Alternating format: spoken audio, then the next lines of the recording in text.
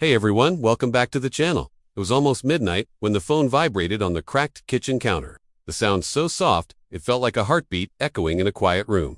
The apartment smelled faintly of warm water and baby soap, the kind of smell that clings to you when you've spent the last hour trying to calm a hungry infant with nothing left to give. She stood there, exhausted, hair pulled into a messy knot, eyes red from crying she hadn't even realized she was doing. In her arms was her baby, cheeks flushed, tiny fists opening and closing in restless frustration. The last scoop of formula had been used hours ago, scraped carefully from the tin, as if rationing hope itself. She had counted the coins in her purse twice, then a third time, just to be sure. Still not enough. $50. That was all she needed. Just 50. Enough to last a few days. Enough to let her breathe again. She opened her phone and scrolled through her contacts with trembling fingers. She hadn't wanted to do this. Asking for help always came with a price. A look, a pause on the other end of the line that said more than words ever could. She typed a message meant for her cousin, someone who had helped before but lived hours away. Her thumbs hovered over the screen as the baby whimpered louder, a small sound that felt like it was tearing straight through her chest. She typed quickly, fighting tears, not even checking twice. Hey, I'm really sorry to ask so late. I'm short on cash and I need $50 for baby formula. I'll pay you back as soon as I can. She hit send and immediately felt a wave of shame crash over her. She stared at the sent message, then locked the phone and pressed her forehead against the cabinet, rocking gently as she tried to soothe the baby. Minutes past 10:15. No reply. She told herself not to expect one. People were asleep. People had their own problems. She whispered apologies to her child, promises she didn't know how to keep. Then the phone vibrated again. She glanced down, expecting disappointment, maybe nothing at all. Instead, she saw a reply from an unfamiliar name. A name she didn't recognize but one she'd seen before in headlines and business articles. A name associated with glass towers, private jets, and numbers too big to imagine. Her breath caught in her throat. I think you have the wrong number, the message said. But are you okay? Her heart began to race. She scrolled up, her stomach dropping as she realized what she'd done. The contact she'd texted wasn't her cousin at all. It was a number she'd saved months ago after a wrong call. A number that turned out to belong to a billionaire CEO whose company dominated the news. She'd never deleted it, never imagined she'd actually text it. Panic set in. She typed back quickly, I'm so sorry. That message wasn't meant for you. Please ignore it. She held the phone away like it might burn her. The baby cried louder, now the sound sharp and desperate. She bounced gently, whispering soothing words she barely believed herself. The reply came almost instantly. Don't apologize, the message read. It's late, and you sound like you're in a tough spot. Is your baby hungry? Her eyes filled with tears again, but this time they spilled freely. She didn't know why she was answering. Maybe it was the kindness in the words, or maybe it was the exhaustion that stripped away pride and fear until only honesty was left. Yes, she typed. I ran out of formula tonight.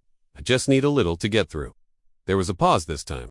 She imagined the man on the other end, sitting somewhere luxurious, reading her message with curiosity or skepticism. She braced herself for judgment, for silence, for the kind of polite dismissal she was used to. Instead, the phone vibrated with a message that made her sit down hard on the edge of the couch. Where are you? She stared at the screen, unsure how to respond. Giving her address to a stranger felt wrong, dangerous. But something in her gut told her this wasn't a joke, wasn't a scam. Still, she hesitated. I don't feel comfortable sharing my address, she typed carefully. I really am sorry for bothering you. Another pause. The baby's cries softened into hiccups, exhaustion finally overtaking hunger. She held her close, feeling the warmth of her small body, the weight of responsibility that never left her shoulders.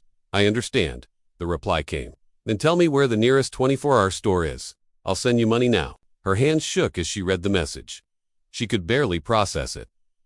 She sent the store name and address, expecting maybe a transfer, maybe a promise. Seconds later, her phone chimed with a notification. $50. Then another. And another. The total climbed far beyond what she'd asked for. Oh my God, she whispered, covering her mouth. She typed frantically. This is too much. I can't accept all of this. The response came quickly, firm but gentle. You're not taking it for me, he wrote. You're taking it for your baby. She sank back into the couch, tears streaming down her face, clutching her sleeping child.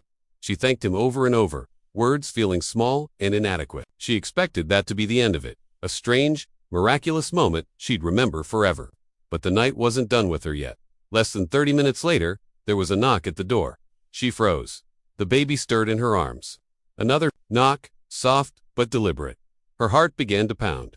No one ever came by this late. Fear crept in, cold and sharp. She stood slowly, moving quietly toward the door. Peering through the peephole dot, standing in the dim hallway, was a man in a dark coat, holding a large bag in one hand.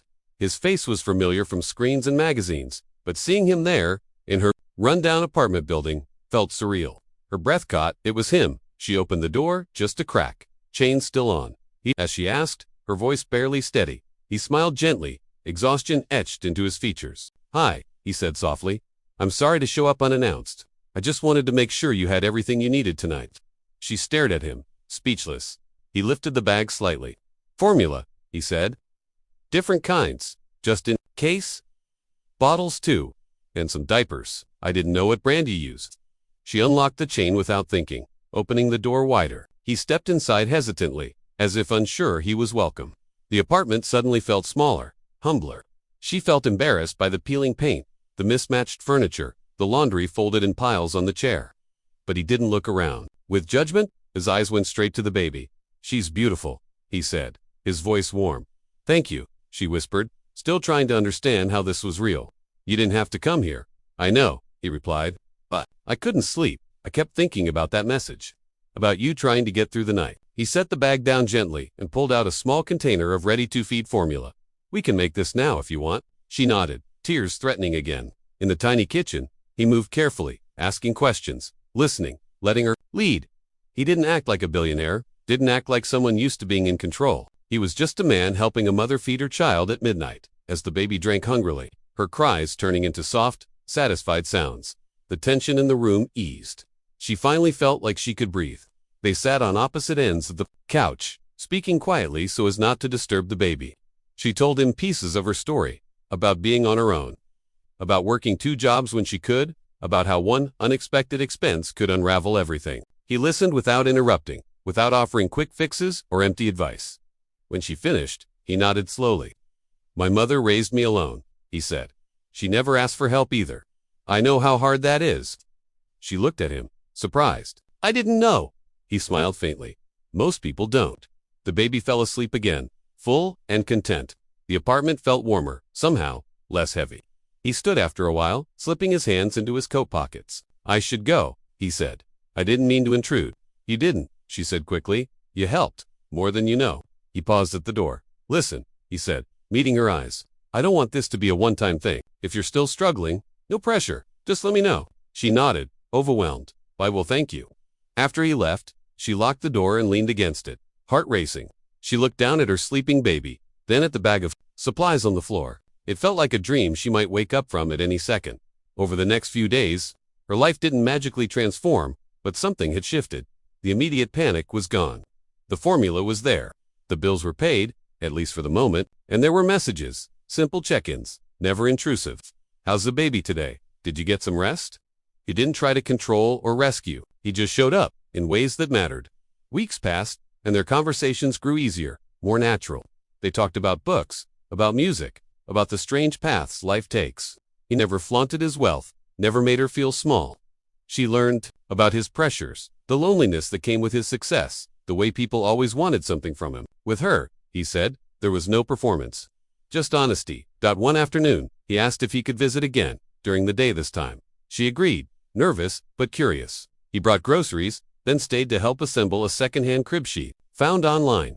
They laughed when they struggled with the instructions, sitting on the floor like two people who'd known each other much longer than they had. Slowly, quietly, trust grew. She never forgot that it all started with a mistake, with a desperate text sent in the dark. Sometimes, late at night, she'd think about how close she'd come to not sending.